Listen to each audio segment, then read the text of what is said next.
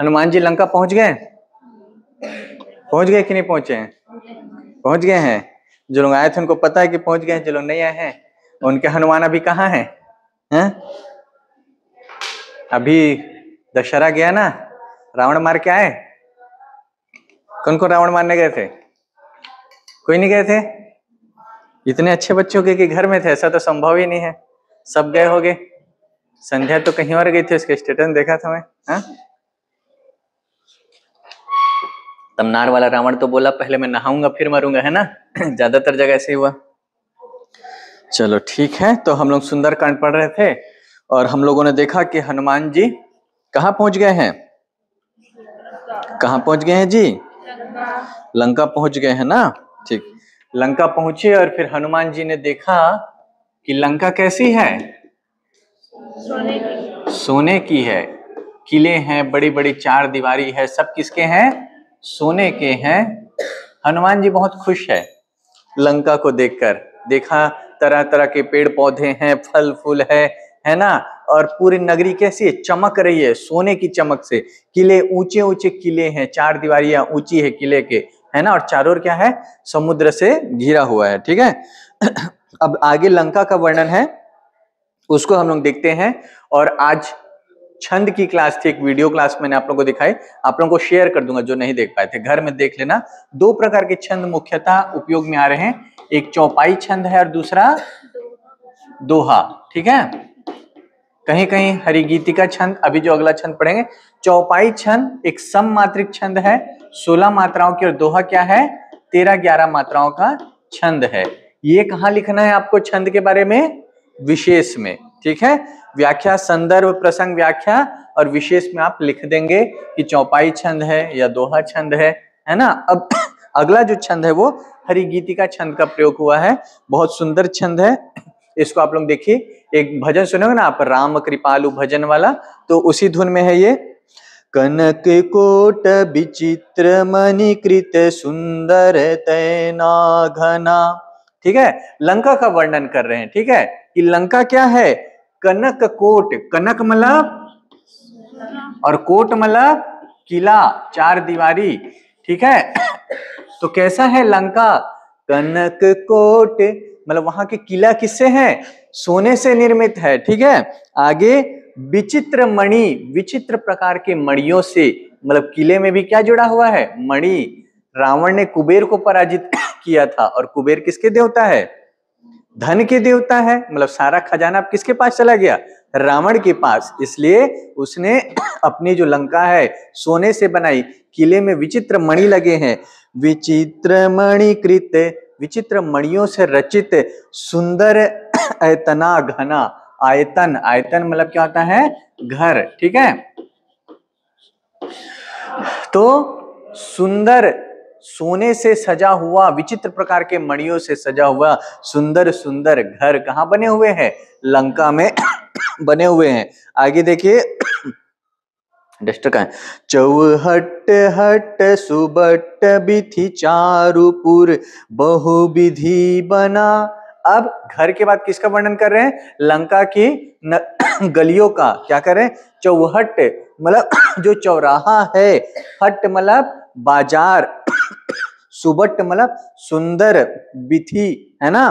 तो बिथि मतलब गलियां, तो वहां के चौराहे, बाजार सुंदर है। गलियां कैसी है? बिथि चारु मतलब गलियां भी क्या है? बहुत सुंदर है। गलियों में कचरा नहीं है, साफ सुथरी और सुंदर गलियां है। पुरु बहुविधि बना। और क्या कह रहे हैं? जो नगर है वो बहुत ही सुंदर है, सुंदर चौराहे हैं, सुंदर गलियां हैं, सुंदर बाजार है, सुंदर घर है, और बहुत सुंदर क्या है? नगर है। मतलब लंका के सौंदर्य को देखकर हनुमान जी मोहित हो गए हैं, मुग्ध हो गए। ठीक है। आगे देखिए, पुनः लंका का वर्णन। ये पंक्ति यदि परीक्षा में आएगी तो प्रसंग क्या होगा? इन पंक्तियों में तुलसीदास जी ने लंका के सौंदर्य का वर्णन किया है। ठीक है। अब आगे देखिए, गजबाजी खच्चर निकर पदचर रथ बरुथिन्ह को गनय। ठीक है। अब क्या कह रहे हैं? गज यानी हाथी, बाजी यानी घोड़े, खच्चर खच्चर जानते हैं, है ना? खच्चर निकर मतलब समूह, ठीक है। तो लंका में चारों ओर किसका समूह दिखाई दे रहा है? हाथियों का, घोड़ों का, खच्चरों का समूह। उसके अलावा अब सैन्य का वर्णन कर रहे हैं, सैन्य शक्ति का। पदचर रथ बरुथिन को गने, और पदचर मतलब पैदल चलने वाली सेना, रथ है ना, इन सब का समूह को गने मतलब उसकी गिनती कौन कर पाएगा? मतलब इतने सारे हाथी, घोड़े, खच्चर, पैदल चलने वाले सैनिक, रथ, इन सब का समूह है, और इतना विशाल समूह है कि को गने, उसको कौन गिन पाएगा? समझ में आ रहा है? हनुमान जी गए हैं, क्यों गए हैं हनुमान जी लंका? हाँ, जोर से बोलो ना। सीता माता, आगे क्या बोल रहे हो? पता लगाने गए हैं ना। लेकिन हनुमान जी क्या है? सिर्फ सीता माता का पता नहीं लगा रहे हैं, पूरे जीपीएस फिट करते जा रहे हैं। मतलब वो अपना मुख्य काम तो करेंगे, राम जी को बताएंगे कि सीता माता यहाँ है ना, लेकिन साथ ही हनुमान जी देख रहे हैं लंका के एक एक घर को, कितने सेना है, कितने हाथी है, घोड़े हैं। युद्ध में आपको शत्रु के बल का, संख्या का पता रहे तो युद्ध आसान हो जाता है ना। पता चला आप सोच रहे कि 10,000 आदमी है, उनसे लड़, और वहां 10 लाख लोग हैं, तो आपकी रणनीति प्रभावित होगी ना। तो इसलिए हनुमान जी एक एक चीज को देख रहे हैं, एक एक चीज का ऑब्जर्वेशन कर रहे हैं। समझ में आ रहा है? इसीलिए यहाँ पर वर्णन है कि कितने हाथी है, कितने घोड़े हैं, घर कैसे हैं, वहां के लोग कैसे हैं। हनुमान जी सबको बहुत सूक्ष्म निरीक्षणी दृष्टि से देख रहे हैं। समझ में आया? आगे देखिए। बन बाग उपवन बाटिका, सरकूप बापी सोहहि। अब क्या कह रहे हैं कि जो लंका है वहां वन है, बाग है, बगीचे हैं, उपवन है, वाटिका है, सब पर्यायवाची है। एक साथ कवि तुलसीदास ने इनका प्रयोग किया है कि सुंदर सुंदर वन है, बाग है, बगीचे हैं, उद्यान है, वाटिका है, सर है सर मतलब सरोवर, तालाब, कूप मतलब कुएं, बापी मतलब बावड़ी, है ना, जो घर में तालाब बना लेते हैं ना, उसको बावलिया, बावड़ी कहते हैं। सोहही मतलब बहुत सुंदर लग रहे हैं। हनुमान जी पूरे जीपीएस फिट करते जा रहे हैं, जैसे आते हैं ना, यहाँ पे ये है, वहां पे वो है, अपने दिमाग में सब बिठा रहे हैं, है ना। और जीपीएस का प्रयोग आखिरी में करेंगे लंका कांड में, जब सबको आग लगा देंगे, है ना। तो नर नाग सुर गंधर्व कन्या, रूप मुनि मन मोहहि। अब देख रहे हनुमान जी के लंका में कौन है? नर है, मनुष्य है, नाग है, नाग मतलब सर्प वाले नाग नहीं, नाग कुल के लोग है, सुर है, देवता कुल के लोग है, गंधर्वों की कन्या है, है ना। अब सब अपनी मर्जी से नहीं आए हैं। रावण ने क्या किया था? कई लोगों को, कई जगह के लोगों को पराजित किया था, और वहां से देवताओं की, गंधर्वों की कन्या का अपहरण कर लिया था। सबको जबरदस्ती लंका ले आए थे। तो लंका में भांति भांति प्रकार के नर, नाग, सुर, गंधर्व, इन सब की कन्याएं वहां रह रही है, ठीक है। और उसके बाद क्या करें? गंधर्व कन्या रूप मुनि मन मोहहि। तो वो जो कन्याएं हैं, गंधर्वों की कन्याएं हैं, वो नृत्य में बहुत ही प्रवीण मानी जाती है, ठीक है। तो उनका रूप ऐसा है कि वो मन को क्या है? मोह ले रहे हैं। मतलब इतनी सुंदर सुंदर कन्याएं लंका में हैं कि देखने वाले क्या हो जाते हैं, यहाँ तक कि मुनि, ऋषि मुनि, साधु संत तक उनके रूप पर क्या हो जाते हैं? मुग्ध हो जाते हैं, मोहित हो जाते हैं। समझ में आया? चलिए फिर आगे बढ़ते हैं। कहूँ माल देह विशाल शैल समान, अति बल गरजहि।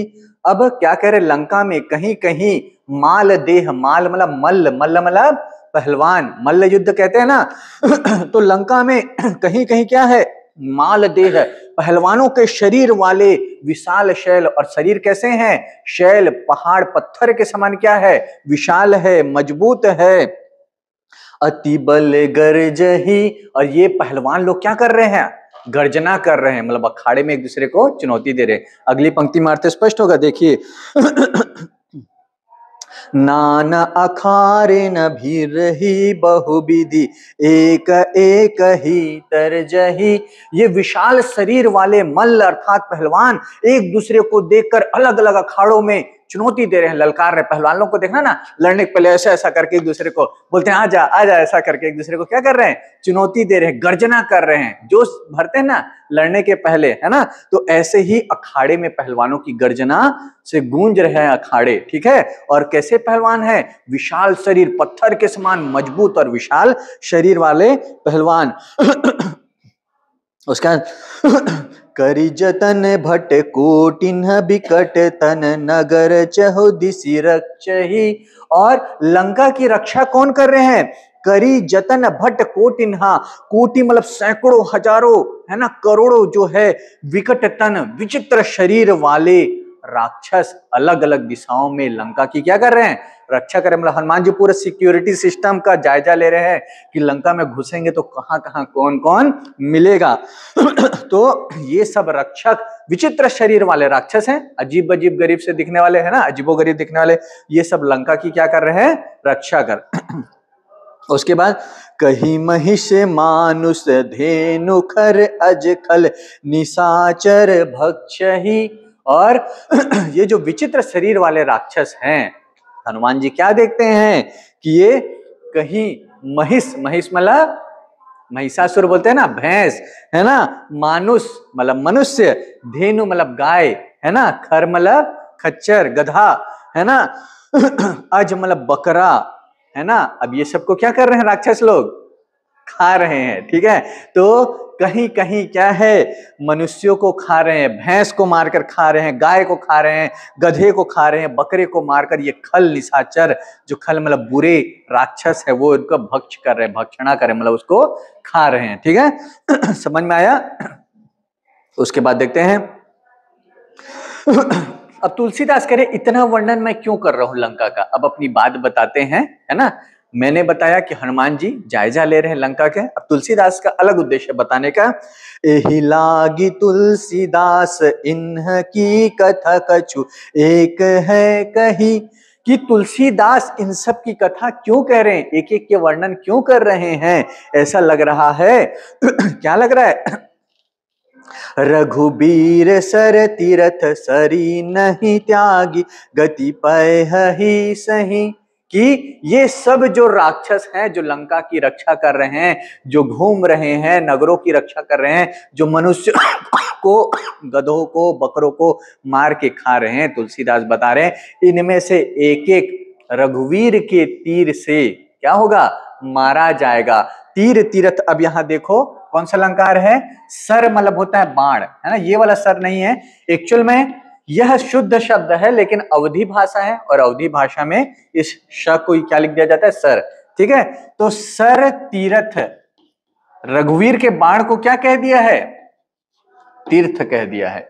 क्यों तीर्थ कह दिया है, क्योंकि रघुवीर अर्थात राम का बाण लगते इंसान कहां चला जाता है, कहां चला जाता है। हाँ, राम के हाथों जो भी मरेगा वो कहां जाएगा, हाँ, स्वर्ग में जाएगा ना। इसीलिए तो रावण मरना चाहता है, बाली राम से जो भी मर रहे हैं कोई दुखी नहीं है, बाली राम के हाथों मारा गया बहुत खुश है, मेरा जीवन सफल हो गया, रावण राम के हाथों मारा गया खुश है, जितने राक्षस मर रहे, क्योंकि स्वयं प्रभु के हाथों उनकी मृत्यु हो रही है, तो वो कहां जा रहे हैं, स्वर्ग को जा रहे हैं, मोक्ष को प्राप्त हो रहे हैं। इसलिए तुलसीदास ने एक एक का वर्णन करते हुए कहा कि ये सब राम के बाण से तीर्थ को प्राप्त होंगे। इसलिए राम के बाण खुद क्या है, तीर्थ है। बाण को किसका रूप दिया है, तीर्थ का। कौन सा अलंकार होगा, रूपक अलंकार होगा, यही बताना चाह रहा था, ठीक है। तो ये सब का वर्णन करते हुए कहते हैं कि ये सब राम के बाण रूपी तीर्थ से क्या करेंगे, शरीर को त्याग कर गति पाएंगे, मतलब स्वर्ग में पहुंच जाएंगे। समझ में आया यहां तक। चलिए अब मेरे को बताते जाइएगा अलंकार। कनक कोट कौन सा अलंकार, अनुप्रास अलंकार, वेरी गुड, है ना। उसके बाद आप लोग बताना कहां कहां पर अलंकार है। बहुविधि, बहुविधि कौन सा अलंकार, फिर से अनुप्रास अलंकार, वेरी गुड, है ना। अनुप्रास अलंकार का आप लोगों को बताते जा रहा हूं। वन बाग कौन सा अलंकार, अनुप्रास अलंकार, ब वर्ण की आवृत्ति, है ना। उसके बाद नर नाग, फिर से कौन सा अलंकार, अनुप्रास अलंकार, ठीक है। अनुप्रास को पहचानना सीख गए मतलब आप लोग, है ना। अब यहां बताओ, देह विशाल शैल समान, कि शरीर किसके समान विशाल है, शैल के समान। कौन सा अलंकार? हाँ, रूपक तो नहीं होगा, रूपक में तो समानता नहीं, सीधे रूप दे देते हैं। कौन सा अलंकार होगा? अरे कुछ भी मत बोलो ना। और कौन सा नाम बोल रहे थे? संध्या तो लग रहा है जितने नाम आते सब बोल देगी एक करके। किरण कौन सा अलंकार बोल रही थी शुरू में? हाँ हाँ, रूपक तो नहीं होगा, और कोई सा नाम आया था? वेरी गुड, उपमा अलंकार। ठीक है, शैल समान, सा से सी जहां समानता होगी, कौन सा अलंकार होगा? उपमा अलंकार। क्या नाम है बेटा पीछे? सपना, है ना? Very good. तो शरीर किसके समान विशाल है? शैल के समान। कौन सा अलंकार होगा? उपमा अलंकार। संध्या इसीलिए ज्यादा नहीं घूमना चाहिए, है ना? सब भूल गई। रावण को देखिए और भूल गई, है ना? रामायण ही भूल गई। चलिए आगे देखते हैं। शैल समान में तो उपमा अलंकार होगा। उसके बाद और तो नहीं दिख रहा है मुझे, मतलब आप लोग पहचानना सीख जाओगे, है ना? पहचान जाओगे, बस वही उद्देश्य है। चलिए अगला पद देखते हैं। ठीक है। तो लंका का पूरा वर्णन हो गया। अब आगे देखते हैं। पूर रखवारे देख बहु, कपि मन किन्ह विचार। अब हनुमान जी ने देखा और मन में विचार किया। क्या देखा? पूर्व अर्थात किले के रखवालों को, कि यहाँ तो रक्षा करने वाले क्या है? बहुत सारे लोग हैं। मतलब इसमें मैं सामान्य व्यक्ति के रूप में जाऊंगा, सामान्य शरीर के साथ जाऊंगा, तो ये तुरंत मुझे क्या करेंगे? पहचान लेंगे, पकड़ लेंगे। हनुमान जी डरते नहीं है किसी से, लेकिन उनको क्या है? सीता जी तक पहुंचना है, सीता माता का दर्शन करना है पहले, फिर बाद में सबसे निपट लूंगा वाला है ना? तो हनुमान जी क्या विचार करते हैं? अति लघु रूप धरो, निसी नगर करो पैसर। कि मैं बहुत छोटा सा रूप धारण कर लूंगा, इतना छोटा सूक्ष्म रूप धारण कर लूंगा कि कोई मुझे देख नहीं पाए, और मैं नगर में क्या करूंगा? प्रवेश करूंगा। कल की कक्षा में भी, आज भी मैंने एक वीडियो डाला है ना, जिसमें सुरसा हनुमान का युद्ध है, 5 मिनट का छोटा सा वीडियो। उसमें मैंने बताया कि हनुमान जी की बुद्धि कितने, हनुमान जी कितने चतुर थे, उनकी बुद्धि का वर्णन है। उसको आप लोग देख लेना जो कल की क्लास अटेंड नहीं किए थे। ठीक है। अब हनुमान जी ने क्या तय किया है कि मैं सूक्ष्म रूप धारण करके नगर में प्रवेश करूंगा। ठीक है। अब हम लोग फिर से आते हैं। सो कह चले सी, हनुमान जी नहीं बच गया, है ना? मसक समान रूप कपिधरी। ठीक है, मसक समान रूप कपिधरी, लंक्यो चले सुमिरी नरहरि। हनुमान जी ने क्या तय किया कि वो कौन सा रूप धारण करेंगे? सूक्ष्म रूप। अब यहाँ कवि क्या कह रहे हैं? मसक समान, मच्छर के समान, है ना? रूप कपि ने धरा। कपि मतलब हनुमान जी। मसक समान कौन सा अलंकार होगा? उपमा अलंकार। ठीक है। तो मसक के समान, मच्छर के जैसा छोटा सा रूप धरकर कपि ने धारण किया, हनुमान जी ने धारण किया। लंक ही चले, लंका में चले गए, प्रवेश कर गए। सुमिरी नरहरि, किसका सुमिरन किया? नरहरि का। हरि मतलब ईश्वर, मनुष्यों में जो ईश्वर है कौन है? हाँ, किसका सुमिरन करेंगे हनुमान जी? किसके भक्त हैं जी? राम के। तो नरहरि किसके लिए आया है? राम के लिए। तो नरहरि का सुमिरन करके हनुमान जी कहां प्रवेश कर गए? लंका में। और कैसे रूप धारण करके? मच्छर के समान छोटा सा रूप। कोई देख पाएगा? किसी का ध्यान जाएगा? नहीं, है ना? तो ये हनुमान जी कितने चतुर है, देखिए। उसके बाद नाम लंकिनी एक निशिचरी। अब कौन है? प्रवेश कर गए। हनुमान जी को लगा मुझे कोई नहीं देखा, है ना? लेकिन एक लंकिनी नाम की निशिचरी है। कल बताया था निशाचर मतलब क्या होता है? रात्र में विचरण करने वाले, अर्थात राक्षस, है ना? तो निशिचर, राक्षस का एक नाम क्या है? निशिचर, है ना? और यहाँ निशिचरी आया है, मतलब कोई राक्षसी है। तो नाम लंकिनी एक निशिचरी, लंकिनी नाम की एक निशिचरी है। ठीक है। उसने हनुमान जी को देख लिया और क्या करे? सो कह चले से मोहि निंदरी। वो कह रही है कहाँ चले जा रहे हो मेरी निंदा करके, है ना? अब देखो राक्षसी तो क्या हुआ, है तो लड़की, और लड़कियों को इग्नोरेंस पसंद नहीं है ना? तो हनुमान जी गए, उसको भाव नहीं दिया, उसका ईगो हर्ट हो गया, है ना? आप लोग कभी खुशी का गम पिक्चर देखना, उसमें करीना कपूर का डायलॉग है, कौन है जिसने पू को पलट कर नहीं देखा, है ना? तो यहाँ लंकिनी को भी ऐसे लग रहा है, ये कौन है भाई, निकल जा रहा है, मुझे देख नहीं रहा है, मेरी निंदा कर रहा है, मतलब ऐसा कर रहा है जैसे मैं हूं ही नहीं। तो लंकिनी को क्या हुआ? अपमान महसूस हुआ। तो क्या करे? सो कहे चले से मोहि निंदरी। वो कह रही मेरी निंदा करके, मेरी अवहेलना करके, मुझे नजरअंदाज करके तुम कहां चले जा रहे हो? जान ही नहीं मरमु सठ मोरा। ए दुष्ट, तुम मेरे मर्म को नहीं जानते, मेरे हृदय को, मेरी भावनाओं को नहीं जानते, या मुझे तुम नहीं पहचानते। हनुमान जी को दुष्ट कह रही है। सठ मतलब क्या होता है? दुष्ट होता है ना। मोर आहार जहां लागी चोरा, मेरा वो आहार बन जाता है जो चोर की तरह प्रवेश करता है। मतलब मैं लंका की रक्षा करने वाली हूं। लंका में जो भी चोरी छिपे प्रवेश करता है या चोर की तरह प्रवेश करता है वो मेरा क्या बन जाता है? आहार बन जाता है, भोजन बन जाता है ना। और हनुमान जी को जो भी खाने की कोशिश करता है आपको पता है उसका बुरा हाल होता है ना। देखते हैं अब लंकिनी का क्या हाल करेंगे। मोर आहार जहीं लगी चोरा, क्या कह रहे हैं? जो चोरी छुपे आता है वो मेरा क्या बन जाता है? आहार बन जाता है। मुट्ठी का एक महाकपिहनी, और हनुमान जी ने इतना सुना, बहुत बकवास हो गया, जहां जा रहा हूं लोग रोक रहे हैं, टोक रहे हैं, हनुमान जी ने गुस्से से उसको क्या किया? एक मुट्ठी मारा, है ना। एक मुष्टिका, मुट्ठिका मला मुष्टिका, एक मुट्ठा उनको, एक मुट्ठी उनको जोरदार मारा। और हनुमान जी बलशाली है, इतनी बड़ी बड़ी बातें करी कि तुम मेरा हार बन जाओगे। अभी देखो उसके क्या हाल हो रहे। रुधिर बमन धरती ढनमनी, खून की उल्टी करते हुए एक मुट्ठी हनुमान जी के पड़ी, एक मुक्का हनुमान जी का जोरदार पंच पड़ा और वो खून की उल्टी करते हुए जमीन पर ढल गई, है ना, जमीन पर गिर गई। बड़ी बड़ी बातें करने वाली लंकिनी का यह हाल हुआ। अब पुनि संहारी उठी सो लंका, जोरी पानी करे विनय सशंका। तो अब वो संभल कर उठी थोड़ा, है ना। जब गिरते हैं तो क्या है, हाथ पैर पकड़ते हुए अपने आप को संभाल कर उठती है और क्या करती है? हाथ जोड़कर विनती। अभी क्या करी? तुम कैसे जा रहे हो? मेरा हार बन जाओगे, चोरों को मैं खा जाती हूं। अब क्या कह रही है? जोरी पानी करी विनय सशंका। पानी मतलब पानी, और संस्कृत में पानी का मतलब क्या होता है? हाथ, है ना। एक दिन और बताया था पाणी ग्रहण, पाणी ग्रहण संस्कार होता है ना। लड़की का हाथ वधु का हाथ वर के हाथ में दीजिए, ऐसे बोलते हैं ना पंडित जी। तो किस में बोलते हैं? पाणी ग्रहण संस्कार में बोलते हैं, है ना। उसके अलावा चक्र पाणी, वीणा पाणी, वेणु पाणी, जितने नाम आप लोग पढ़े हैं, तो जो चक्र को हाथों में धारण करता है वो चक्र पाणी, जो वेणु को धारण करता है वो वेणु पाणी अर्थात कृष्ण, है ना। चक्र पाणी भी कौन है? कृष्ण या विष्णु है। माता सरस्वती वीणा को धारण करती है, इसलिए उनको क्या कहते हैं? वीणा पाणी कहते हैं ना। तो पाणी मतलब क्या हुआ? हाथ। तो ये लंकिनी है पाणी, हाथ जोड़कर खड़ी हो गई, है ना। और क्या कह रही है? जब रावण ब्रह्म बर दिनहा, ब्रह्मा बर कौन सा अलंकार होगा? हाँ, कौन सा? अनुप्रास अलंकार, है ना। जोर से बोलो ना, कॉन्फिडेंस दिखाओ, ठीक है। तो जब अब उसको एक मुट्ठी पड़ा, सब कुछ याद आ गया, है ना।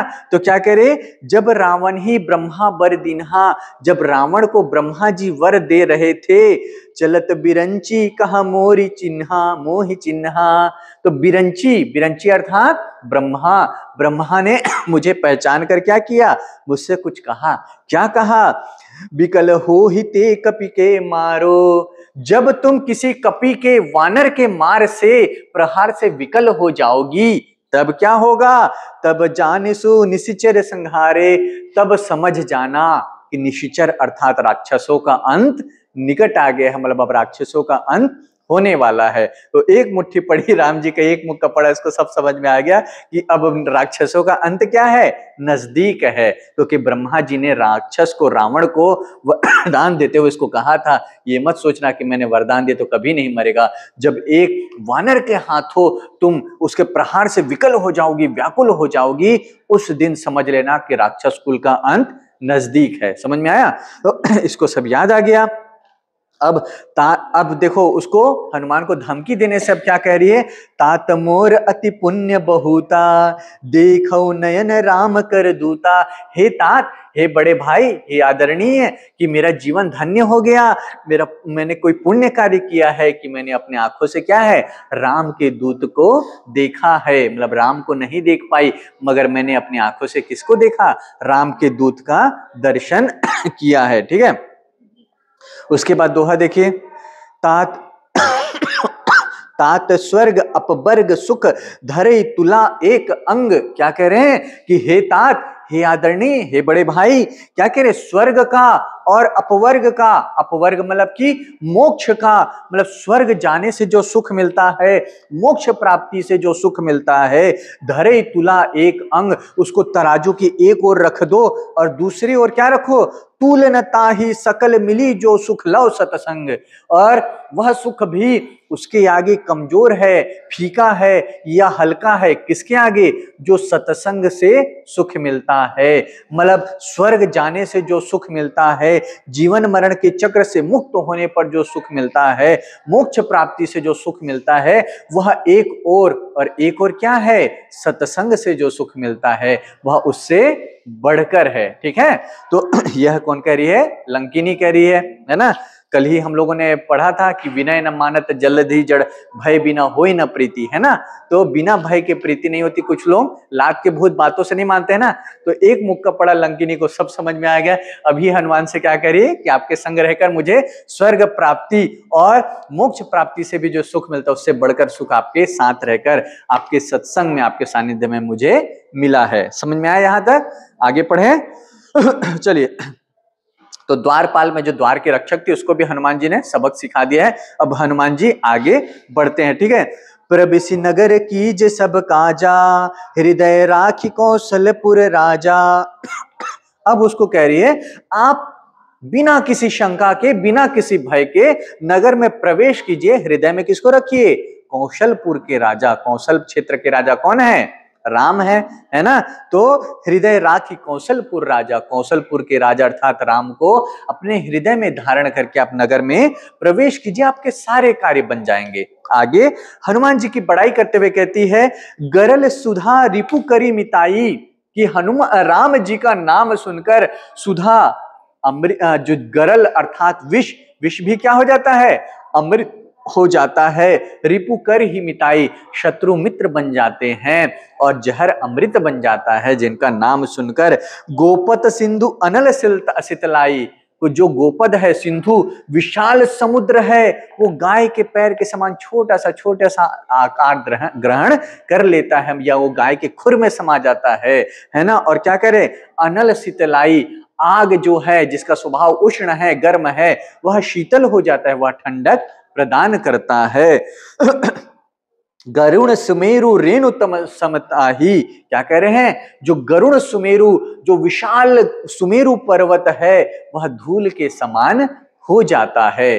तो रेणु समताही कौन सा अलंकार होगा, हाँ जोर से बोलो ना जी, हाँ कौन सा अलंकार, उपमा अलंकार। Very good. तो बोला करो ना, तो सुमेरु पर्वत है वह भी राम का नाम सुनकर क्या हो जाता है, धूल के समान, मतलब एक छोटे से कण के बराबर हो जाता है। आगे देखते हैं, राम कृपा करी चितवा जाही, राम जिस पर कृपा कर दे उसके लिए क्या है, जहर अमृत बन जाता है, आग शीतल बन जाता है, शत्रु मित्र बन जाते हैं, सिंधु छोटा सा सिकुड़कर गोपद गाय के खुर के बराबर हो जाता है, गरुड़ पर्वत धूल के बराबर हो जाता है, जिस पर क्या होती है, राम की कृपा होती है। मतलब प्रभु की कृपा होने से बड़ा सा बड़ा कार्य, असंभव कार्य, मुश्किल कार्य क्या हो जाता है, छोटा सा हो जाता है। एक गाना है ना, कि ये मत कहो खुदा से मेरी मुश्किलें बड़ी है, अपनी मुश्किलें से कह दो मेरा खुदा बड़ा है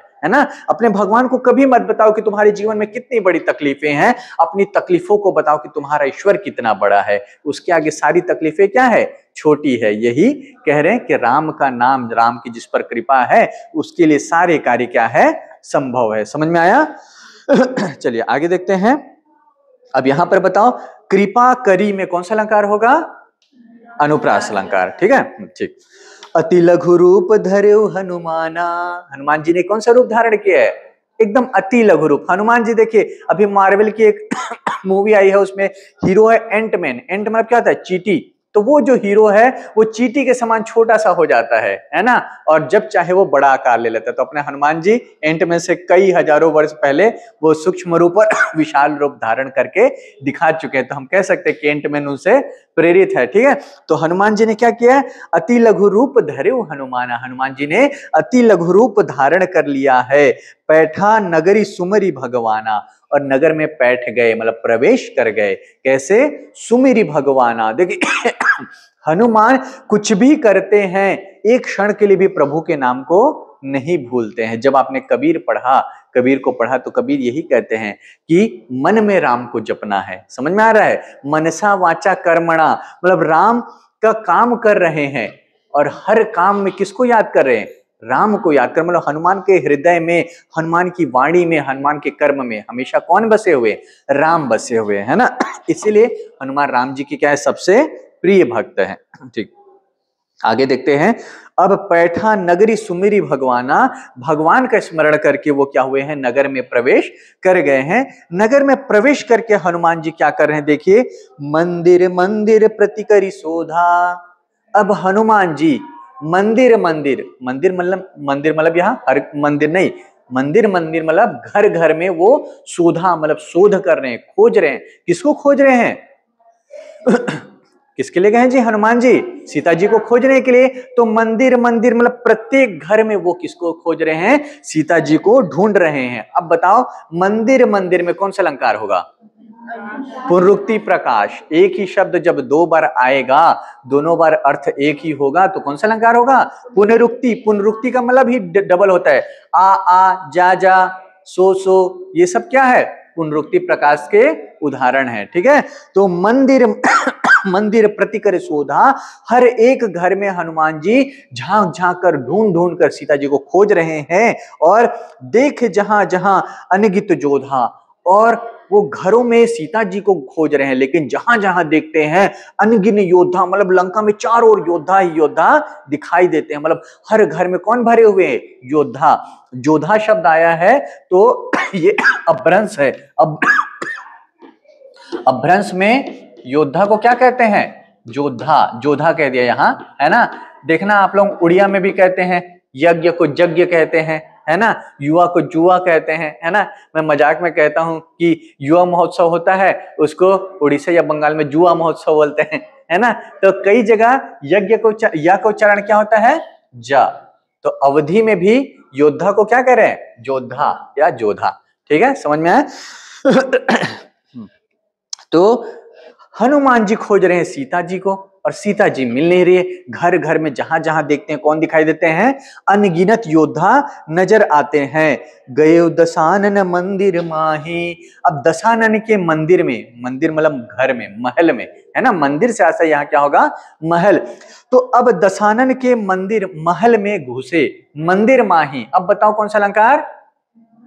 हाँ, कौन सा अलंकार? सबसे सरल, अनुप्रासन। जोर से बोला करो ना यार, क्यों डरते हो? मैं बंदूक लेके क्लास में पढ़ाता हूँ क्या, कि जो गलत बोले उसको मार दूंगा? मैं तो बोलता हूँ कि आप लोग बोलो, गलत बोलो लेकिन बोलो।